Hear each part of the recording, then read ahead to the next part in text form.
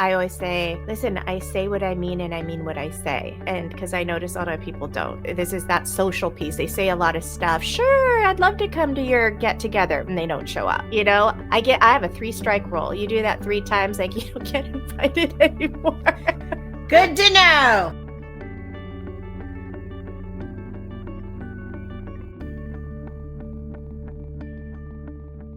Hello, and welcome to the Simply Human YouTube channel and podcast. I am Christina, Caro, licensed clinical psychologist. And I'm Karen Lynskey. I'm a leadership and self-trust coach. So today we want to revisit a topic that has come up in the last few episodes about building meaningful connection with a focus on trust and respect today. But before we start, please give us a thumbs up. And if you would like to help us reach more people, consider subscribing and sharing it with 1 or 2 of your favorite friends. Yeah, folks, this really does help us get the channel out to other people. So thank you so much to everybody who has subscribed already. So people out there, our people, our fellow humans. Have you ever wondered why in some of your relationships they feel effortless while others kind of feel like it's a lot of work? Or maybe you feel like a little more guarded and tense in them, and some feel easy. Mm-hmm. You know, so Karen and I, we were talking about this because this is intentional connections is Karen's passion. And we were thinking about what makes us light up with certain people and where we feel seen and understood, while others leave us feeling isolated and alone and maybe even a little bit wary. And I can tell you, as someone on the autistic spectrum, this is a common experience that I always have to work through when I'm seeing incongruence with like facial expressions and words. Like my yellow flags go up. So this is something that we wanted to dive a little bit more into, because we both agreed that the secret to making meaningful connection requires that we have both trust and respect. So I like to use a garden metaphor for relationships, and I do this a lot as a therapist when I'm working with couples. So anybody who gardens knows that the health of a garden has to start with healthy soil. So imagine that trust is the soil from which genuine connection grows. And cultivating trust it's not about being perfect. Like you're not perfectly on it all the time, but it is about being real. And it's about having the courage to show up authentically. It's about being able to be vulnerable, which we've talked a lot about, and to create space where others feel safe doing the same thing. And really, let's be honest, in today's world, especially if you're in the business world, there's a lot more emphasis on your performance, but even in the social world. Yep. Right. How you behave in these social rituals, like this performance over authenticity, it happens unconsciously, but it probably and likely is getting in the way of true connection, because that really requires this radical decision to be genuine, vulnerable, and truly seen. So we have to like strip away that protective layer that we've talked about when we've talked about imposter syndrome, right, Karen? Yep. We have to get rid of the mask, and we have to have the courage to meet people and each other with that genuineness and openness. So today, that's what we are going to dive into, is like, how does that relate to building trust and respect, and not just at a conceptual level, but we want to also give you some really pragmatic skills to think about and some practices so you can challenge yourself to see, am I showing up in a way that cultivates trust and respect? And am I looking for that in other people? You know, and I'm really glad we're talking about this. Like you mentioned earlier about the broken world where division is everywhere right now, because that's what we live in. And I love it because I'm so glad that we're actually exploring the science and the reason behind it. So it's not just talking about it and just going right into actions. But when Christina started to share the science, I was like, oh, so it's like kind of within us. So it's not like something just natural, right? And then I so love, of course, Christina knows the garden metaphor, and then the relationship between trust and respect. So let's go ahead and start with trust. So, Okay. what is the definition for trust and why is it important in relationships? So let's start with trust. Like most people intuitively know that Yeah. trust involves creating a safe, positive environment for connection, demonstrating consistent and genuine behavior, that there's empathy and emotional vulnerability, and reducing perceived threats or deception and authenticity, right? We don't have that present. That's what helps us build trust. But there's actually, as Karen mentioned, it's much more than just we engage in behaviors that promote trust, because someone could know how to act, right? Can do these behaviors Yeah. only, and it's not genuine. So there's actually a neurochemistry to trust. And so I'm just going to go really briefly into some of what's happening, because like many of the other topics we talked about, there's an aspect of learning to tune into your body that can help you recognize those signals of this person is trustworthy and this person, I feel some caution. And Mm. understanding what the neurochemistry is will help you recognize those signals. Okay, so let's start with oxytocin. So oxytocin is often called the love chemical or the attachment hormone or the trust hormone. Oxytocin plays a role in building trust and social bonding. And it's triggered off in the brain through physical touch, Mm. positive social interactions. I always tell people, like, I almost feel like I have bubbly, like, effervescence in my brain when I can feel my oxytocin going off. Moments of emotional vulnerability will release oxytocin, shared experiences of empathy and connection. And if you're a parent, you experience, both men and women, you experience a surge of oxytocin with your newborn. Mm.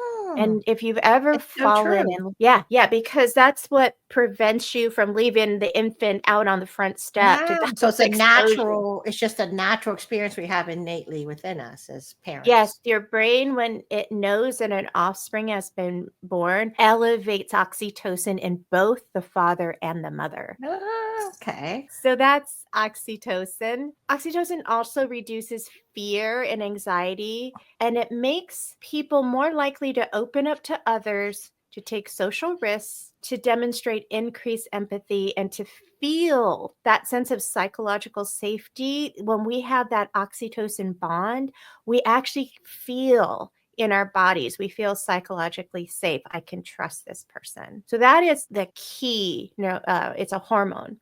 But there's a couple of others. Dopamine, which is a reward chemical. So Ah, it's a thing that dopamine does a lot of things in our life, like it's key in motivation. yeah. It also drives things like competition, but it contributes to trust in the formation of it's how we associate. Like if I have an experience with somebody and it's a trustworthy interaction, my brain gets a hit of dopamine and it gets a sense of reward. Oh, that was a good interaction, so now I want more of that interaction. And it So helps because create a bond between me and that yeah, person, right? Because it's that because because I've yeah. had that experience and I remember that one because you remember with the dopamine reward, you remember it, right? It kind of Yes. makes you remember. Okay, cool. Yeah, it partly goes into a positive memory bank Yeah. because of the reward. It also, because of reward, reinforces behaviors that lead to successful social connections, because your behavior results in these positive experiences. You get hits of dopamine, and you're like, oh, that It worked. behavior leads to this. Yeah, Right? yeah. So this interesting dynamic of how reward plays a role in trust formation generates feelings of pleasure and satisfaction when trust is established. So when trust is established, you'll get dopamine hits that kind of feels similar to after like a really good meal. That it's that sense of satisfaction. And then it motivates people, because dopamine is a motivating chemical. It motivates continued pro-social behavior. So when you say pro-social, I've never heard that term before. What does pro-social mean? Well, are you familiar with the term antisocial? Oh, I just never thought it was the opposite. Yeah, right. So it is actually enjoying the social aspects. That's the whole point of it. So it's Pro, pro-social. You pro want to as have a in relationship or pro as in the word promoting. So oh, promoting social behavior. okay. That Pro, makes so we sense to just me. shorten it to pro-social, and it's the contrast to anti-social Okay. Okay. behavior. Okay. Okay. Okay, That's and the so finally, psychologist in you because I was like, I never heard that term before. okay, so then the other chemical that has a role is serotonin. And serotonin, we believe, has a role in emotion regulation and emotional stability. And in the sense that the more emotionally regulated we are, the more conducive that is to forming safe emotional bonds. Anyone who's watching this that may either have themselves or know somebody who grew up in an emotionally unstable home, say there was alcoholism, say there was domestic violence, say it was just parents were contentious and ended up with divorce. So that emotional instability, if you think about it or you talk to someone they don't feel safe in that environment, right? It's Mm, difficult to trust in an environment like that, or it's difficult to be in a partnership where somebody's emotionally dysregulated. You feel like walking on eggshells, if you've mm, ever heard that term. mhm, So it's an interesting sort of indirect way that serotonin plays this role in establishing trusting relationships is because it plays a role in emotional regulation. It plays a role in reducing anxiety and improving overall emotional resilience. It's a neurotransmitter that increases just a sense of well-being, which gives us the energy to pursue that innate instinctive desire to connect in community, and it helps people feel more secure in relationships. So you know what? So let me see if this story resonates with you on the oxytocin, sorry, Yes. the dopamine and the serotonin. Because I just remember this one day on my first day of MBA school. Now, I had left Pittsburgh. Like I was like 26, 27 years old. I left to go to MBA school. And I remember meeting a classmate at our mailboxes who I had not met yet. And she actually had the same name as me. And when I introduced myself, and she said immediately, "Oh, you're the Karen that everyone thought that I was," because she's Chinese American, my age, dark hair, about the same build, right? But when she said it, she just said it in such an open way that I laughed. I didn't go into this like, oh my gosh, apologizing or any of those other things. And it was so interesting because then she was so open and genuine and no sign of like, I can't believe that everybody thought I was you. It was like all full of laughter. So then Yes. once that happened with her being so open, it just felt like, oh, like it was just really cool. Like it was like I had this genuine, energized response for her. And then since then, every conversation you could tell was just so easy with me and her. Every time I met her, I was always genuinely uplifted and connected. It was like almost like a sister I never had. It was just so interesting because it was just one meeting, but I could feel it because the way she approached me was so cool. So I think that was what we were talking about, possibly of all those good hits in many different Yeah, it ways. sounds like you were responding to interpersonal warmth, Yeah, right? exactly. And that's a sign of someone who has regulated emotion regulation, probably healthy doses of serotonin. And then her, just because she didn't know you said you didn't know each other, but No. she had that emotional, just baseline adequate serotonin regulation that she could be open, warm, and friendly. And then Yeah. your brain responded like, "Ooh, nice Immediately. person." Yeah, Right. exactly. Exactly. Yeah, and it's the beginning. These neurochemicals are there because we as human beings can't really survive by ourselves. So we Mhm. are driven to join and be part of community. Being social is part of our hardwiring. And so we need to be in community and trusting and safe communities and groups. And that's why we need to have mechanisms for building and sensing and interpreting trust. And so we have these neurochemicals to help us. But there's also warning chemicals, Yeah, I right? was gonna ask you about that. What about the other side? So cortisol is a stress chemical. It's a trust inhibitor. Mm. And when the brain perceives a threat, it first will release adrenaline. And then adrenaline is like a really rapid preparing for fight, flight. And cortisol is when there's a need for sustained alertness and sustained response to a threat. This is why people who are under a lot of chronic stress, their cortisol levels are unfortunately should not be up and spiked as a continuous thing. Cortisol is there to show up so we can run from the untrustworthy thing in front of us. And if we have to, get to safety, it's not supposed to be sustained. So it's there to increase our sense of protection and defensiveness. It is involved in the brain's threat response. It reduces the capacity for empathy because partly what happens is the thinking, empathic part of your brain, which is when we are in what's called parasympathetic, rest and digest, tend and befriend. That's in comparison to fight, flight. Right. That part shuts off. So we are less open to connection and empathy because our brain's saying this is someone from a dangerous tribe or this is someone who is going to hurt us. So it will actually create these psychological barriers to genuine connection. So is that why? Let me ask you this, because maybe this is what happens. And I was thinking about this one story because typically I'm very genuinely open. But I remember when someone's eyes don't connect when they're meeting me, I instinctively respond and my shoulders cave and I start to have that, I don't know, that cortisone effect because I think that missing eye contact triggered my brain's threat response. And then suddenly I couldn't access my usual empathy or openness, because I think that psychological barrier just automatically with that eye contact just started to really make me feel like this person wasn't safe for me because he didn't want to meet me in the eye. It's interesting because in certain cultures, Oh, not meeting in the eye. Oh, it's a that's culture. true. Well, in Oh. the United States, we have a culture of eye contact. We So do. So I'm just in used to that. European, Western American cultures, there's a social norm that eye contact equals trustworthy, that they're looking me in the eye. They don't have something to hide. But there's a lot of cultures, which is really interesting, Karen, because there are some Asian cultures where direct eye contact is not the norm. Like Japanese culture, that's not necessarily the social norm. It's considered rude to Yeah. look someone in the eye.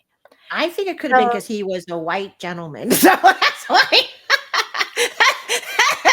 he did look me in the eye. So. Oh, right. Where you would expect it. Yeah, that's right. Because you lived in the United States, you grew up in Pittsburgh, you are around mostly Caucasian people, you went to schools, dominant Caucasian. So yeah, you would have been exposed to that cultural norm of eye contact is the norm. Eye contact. Now it's really interesting, right? Because being neurodivergent, being on autistic spectrum, I really struggle with eye contact. Oh, interesting. When you say you struggle not wanting to meet the eye, or what do you mean by it's you so hard. struggle with it? It is so hard. Really? Really, I did really not hard for know me. that. Oh, it's right. And the higher my stress level, the worse my eye contact is. And then add on top of that, I'm a visual processor, which means I need to look to the side of a person to something blank. Like as a therapist, I often am looking at the sofa next to them where it's just a solid color so I can see my thoughts and then I will look back. How interesting. I'm glad you shared that. I get overstimulated, and I'm just learning Wow. in the last 2 years there's a couple of YouTube, there's more than a couple, but 2 really good YouTube content creators. One is Chase Hughes and one is Spidey from the Behavioral Arts, and I'll put the link below. But they have channels, they go over facial expressions and body language. And it has helped me as an autistic person understand that, because this is a common trait that people on the autistic spectrum, we don't make eye contact. And the theory that neurotypicals seem to have was that because we don't care, because we're somehow we're in our own world and would disengage. But what I'm finding, and I have checked this at least with my small sample of other people, clients on the autistic spectrum, is we actually get overwhelmed by all the microfacial expressions, especially when they're incongruent with the social behavior. So then my brain, it leads to that anxiety and mistrust because there's unconscious facial expressions, there's unconscious things that go that are universal. They've studied this. There are, I think, 7 universal facial expressions, and then there are cultural specific facial expressions in body language. And so my brain actually, I believe, has a broadband for it. But then people engage in all kinds of social, I call them social shenanigans, but it's all the white lies or the niceties or whatever. Yeah. And I'm seeing in their face, it's not authentic to what they're feeling inside because that's showing on their face. I just didn't have the Rosetta Stone to interpret it. All I felt was the anxiety. And then I don't look because I will just absolutely get overwhelmed. So the past 2 years been working on increasing the amount of tolerance I have to look at people's faces. Because many of us actually have facial amnesia, like we can't recognize faces. And I think part of it is because it's so overwhelming, we can not really process an entire face without being overwhelmed. It's kind of wild. Wow. No, but that's killing. That's so. So this is what I love about this because we have this thing we're going on, like we're trying to stay focused, but then all of a sudden, I just love when we talk about stuff like this because I had no idea. That's so cool that you shared. Yeah. Not cool about that. It was cool. I know, but we have some neurodivergent people on the. Yeah. I know that we do. So this is for you folks. So let me ask the next question. Okay. Is that okay? So yeah. What gets that trust brain chemicals flowing? Well, in previous episodes, we talked about the importance of cultivating courage to be both vulnerable and to unmask so that you can show up authentically. And again, wouldn't that be so much nicer for all of us on the autistic spectrum? Way less masking for my community, but also that the people we engage with, because everybody engages in masking, the more we can show up authentically, really more of an environment we create for authentic connection. So we've also have referred often to the work of Brene Brown. She's a shame researcher, and I am just going to refer people to her Power of Vulnerability TED Talk. I'll put the link below, and also her audiobook, The Power of Vulnerability, because cultivating both authenticity, courage, and vulnerability, that's what gets those chemicals going, the positive chemicals going. That's part of what it is. The bottom line is that really human beings, we're built with kind of bullshit meters. And this comes from this unconscious programming that I was mentioning about the microfacial expressions. So like you said, the one guy, there was something you were picking up that made you feel like, I'm not sure. Like, I don't know if you've ever like bought a car, Karen, and you're dealing with a salesperson and they're acting like they really care about your interests and you just leave the dealership feeling like you need to take a shower. That we have that feeling if I just engage in something that didn't feel authentic. We have that physiological response. We have a bullshit meter. So knowing that, we have to understand that the things that really will help is, along with the authenticity, is congruence and incongruence, being aware that if I am saying blah, blah, blah, but I'm acting in a different way, that hurts trust. But if what I say is what I do, that builds trust. Like I always say, listen, I say what I mean and I mean what I say. And because I notice a lot of people don't. This is that social piece. They say a lot of stuff. Sure, I'd love to come to your get together, and they don't show up. I have a 3-strike rule. You do that 3 times, like you don't get invited anymore.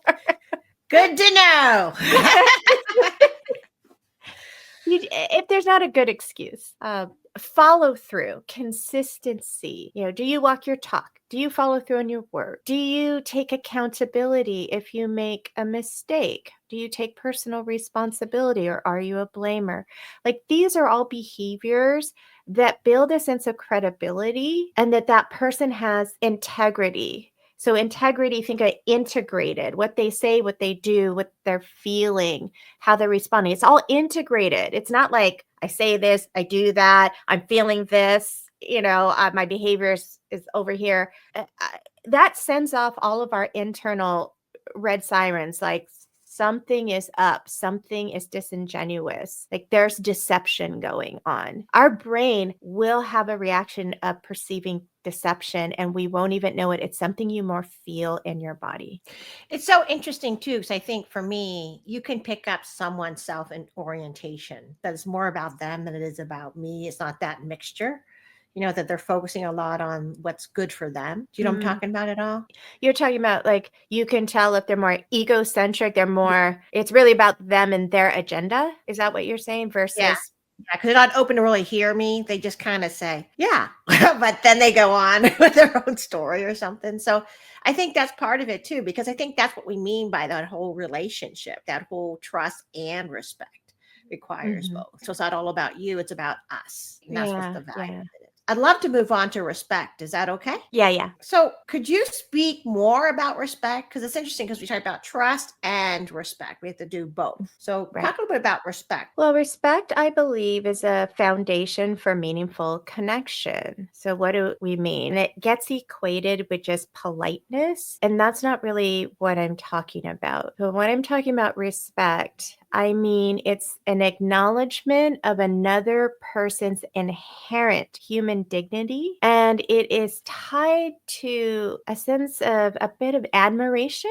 and it's this recognition of that individual's unique worth regardless of differences. So you can have, say, political differences, but the person is coming from a principled position and there's a logic to where they're coming from. Like, I can still have respect for that. Everybody has a position that is a truth to them. Or say somebody, like, I've been in a relationship where we didn't have a lot in common, but I had a lot of admiration for their trade Mm-hmm. and their work ethic. So I had a lot of respect and admiration because of that value. Like, that person, is the only person could do that thing. You've said this a lot, Karen. You're the only you. You're the only you Hey, that look can at do this. it, right?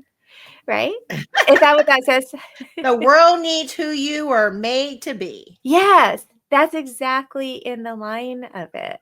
So there's different dimensions of respect, and I'll just go over a few. One is emotional respect. And when we are experiencing emotional respect, there's listening without judgment. We validate others' feelings. We create emotional safety and we avoid dismissive and demeaning language. Okay, that would be emotional respect. Intellectual respect, that might be valuing diverse perspectives. Like I said, it's a principle, like I can agree to disagree type situation. You see behaviors of engaging in genuine dialogue Mhm. and recognizing that there's a lot of different forms of intelligence. So maybe someone has, like the last person I dated, had a high school degree. And so we were really different when it comes to sort of IQ. But Mhm. he was exceptional in what's called proprioception, movement, balance, spatial intelligence. Wow, It made him interesting. an exceptional athlete. He's an exceptional contractor in building things. He was known to be the best framer in the county. So even though we were a bit of a mismatch, sort of intellectually that way, I had so much respect and admiration still for him because I could see his intelligence. And like I said, as a definition, recognize the inherent value in that. Mm. And then respectful behavior also includes, and this is so important, boundaries and identity respect. We always So, talk about boundaries, guys. That's like one of the yeah, we're hardest things, always I talking think. about Yeah. boundaries. So, respect is where my boundaries are respected and I'm respectful of your boundaries. There's asking for consent and not assuming. It's accepting individuals for who they are in that identity respect. Mhm. And this is particularly relevant today where there is an entire community and the LGBTQ plus who, especially the transgender community, we're not seeing respect for who they are. We're seeing nothing but disrespect. It's incredibly harmful. So cultivating respect is I may not understand it. It may be different from me, but can I still respect that this is a human being and this is their identity and this is their life experience? Their culture may be different, their religion may be different, but can I be open and curious rather than judgmental? I also think what's interesting that I was thinking about with open and curiosity, and I don't want to take us off track, but I just wanted to share this perspective that I found out, because when you're open and curious, you got to remember it's like one point of time that we're talking about, because they may be this way when they come into the conversation, but I love it when you come into conversation, you gain their perspective and they hear your perspective, and then you both grow, Yeah. right? Because I think that's what the value of is in these relationships. It's not fighting for your perspective. It's actually just honoring to hear that perspective and the nuances of that perspective and hearing them out. And whether or not it changed you or not, it could change you. And I think that's the whole point of that curiosity that we're talking about for a meaningful discussion. Yeah, going back to the metaphor of the garden, Yeah, we might have exactly. vegetables over here, but we have Right. flowers over there. We have herbs over here. We have a Exactly. little cactus garden. Yeah. It's same, but it's all a garden. Like, we're all human. And Right. can we cultivate respect based on the principles of humanism and humanity? Even most faith traditions, it has this teaching that you respect life, you respect humanity, Yes. that Yes. we exist without judgment. Yeah. So some red flags, though, is when you see dismissing of feelings, violating boundaries, someone who is not showing that they are actively listening. They're constantly interrupting or trying to steamroller their own ideas over your ideas. You see manipulative behavior, refusing to acknowledge that another person's perspective could be valid. And these behaviors, especially disrespecting boundaries, those are red flags. Those are red flags that this is not a trusting, respectful relationship. And you need to be figuring out now, what do I need to do in this situation? I'm not just going to be open and vulnerable when I'm seeing all of these red flags. So respect in action. If you want to be a person who's cultivating trustworthiness and a respectful attitude, you have to understand there's things in yourself you need to cultivate. And these are practices. So just like a garden isn't, a full garden overnight, there's tending to the garden. Practices are those efforts we put into growing, like Karen said. So there's self-awareness, learning about what are my implicit biases. And Karen did a episode on labels, like, where am I labeling? Matter of fact, I would recommend people go to the Harvard implicit project and take some of those assessments. Cultivating empathy, challenging your own personal assumptions, and continuing to grow. Okay, and then cultivating respect, there's also practical approaches of active listening, speak with kindness, ask questions with curiosity to understand and not to judge. And if you make a mistake, apologize sincerely. Okay, not I'm sorry, but like genuine apologies, taking responsibility and accountability, and like I said, intentionally challenging your personal bias. When you're saying this, it brings up very interesting a story to me that really hurts my heart. This was me at a time in the past when I remember for years, Mark's and I relationship was a little rocky. And I remember those were the years I really diminished his perspective without even realizing it. Now, I was the main breadwinner and he was Mr. Mom, taking care of Michelle and handling the home front. And that was financial reasons why we did that. Now, I now realized that I carried this unspoken assumption that because he was no longer in the professional world, even though he had been working at a CPA, he wouldn't understand my work challenges. And I think that it was a gradual. I don't think it was one dramatic moment like, oh my gosh. It was like gradual awakening where I started asking and sharing the work situations and posed in a way that I never asked him before. And so when I started to understand and did all these work with self-awareness and some of the other things about working with teams and things, I began to be more surprised about the quality of his insight. And it was really interesting that his actually being away from the workplace and his distance from my personal workplace and the politics actually gave him some clarity that I didn't recognize or couldn't access, that it started to make me shift to respect his perspective more completely. And it actually transformed our connection because I think my ego had created an unnecessary barrier between us, right? And once I started generally, now this is hard, Christina, to say, but because I didn't realize I was this bad at that point. Once I generally valued his viewpoint, oh my gosh, I do believe we have the most trusting relationship we've ever had. It just grew more and more and more. And it just has deepened more than I ever would have anticipated. It was so great because finally, given this perspective, the respect and trust it deserved, we have a stronger marriage because now it is truly built on respect and trust. And also the wisdom that I didn't realize I was denying myself all along because he was there, right? And so this is, to me, I love what we talked about this because I could have just given the respect, but I wouldn't have the trust, but I have that trust and respect now. And gosh, it is like our marriage is so solid right now. And so what's really interesting for me is that respect and trust are deeply interconnected in relationships when there's a meaningful connection, because respect creates a foundation for trust and vice versa. Trust flourishes in an environment of mutual respect, and both demand vulnerability and authenticity. And the result is the strengthening of meaningful connections through open, honest communication, willingness to collaborate, and listening, various perspectives. And then it actually increased my emotional intelligence and even my own self-awareness. And it also, I believe, made me value even more not to judge a person because of like the labeling. I wonder if part of it was the labeling of him being Mr. Mom, in some ways kind of triggered me. So Well, if you follow this, you could see that respect is not about perfectionism. It's a process. It's behaviors that we spend time investing in, and it's about being present, compassionate, and committed to that, recognizing the humanity and value of every person that we encounter. So what I would recommend is some thought challenges for our audience. How can I bring more genuine respect into my relationships today? And what behaviors do I need to work on that demonstrate I am trustworthy? So Christina just gave you a wonderful thought challenge. That's great, Christina. I love that thought challenge. I got to think about those too.